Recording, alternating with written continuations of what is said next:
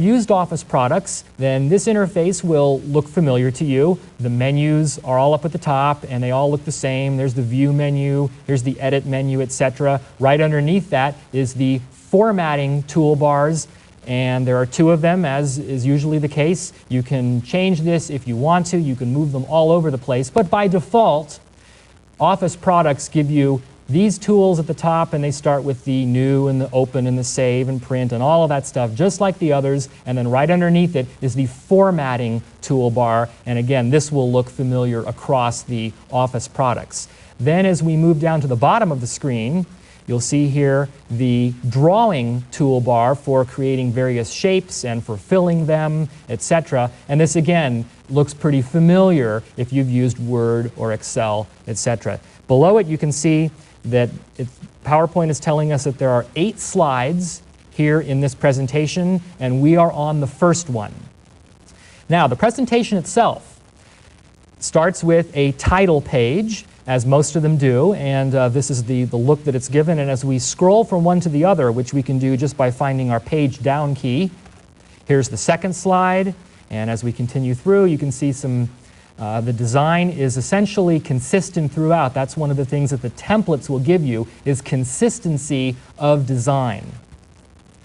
Now, the text that's here is obviously just boilerplate text. You can always add your own, and just by clicking once, the text cursor gets placed there. And if I were to press Enter right now, you can see this now becomes the third bullet, where I would say something very important here, and you can see the bullet that gets placed there in front of it. So all of this text that's here is just to hold the place for the text that you want to bring onto a slide.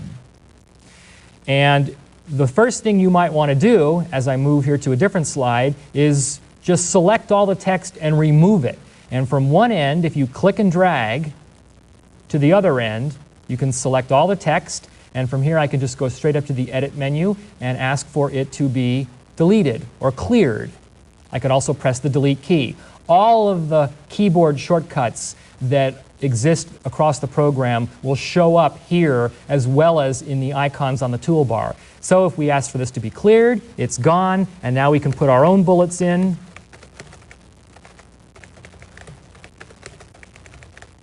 Like so. Now we are looking at this slide as one slide, and it's called Slide View. There are several different ways that we can see our presentations, and down in the lower left of the screen you will see the 5 different ways that we can see our slideshows. And each time I go across one of these, you see the little bubble that comes out: Notes Page View, Slide Sorter View, Outline View. My guess is that you're going to spend most of your time in these 3. Slide View, where you're at now; Outline View, which shows you your presentations like so; and then Slide Sorter View, where you get little thumbnails of each of these slides. Now, this is a good time to talk about zooming in and out, because from one monitor to the next, from one display adapter to the next, and from one view to the next, you're going to want to choose the ones that are right for you. For instance, right here, we're not seeing all of the slides, but if we wanted to, we could come up here to our little zoom tool, click once, and you can see all the choices that we have. Let's see what 50% looks like. There, that's perfect. Now we can see all 8 slides in this presentation on one screen. And by selecting any of them, you can see that the highlight, the little black frame around it, tells you which one you're on. And if you wanted to move back to slide view at any one of these, like this one right here, slide 4, double click takes me right there.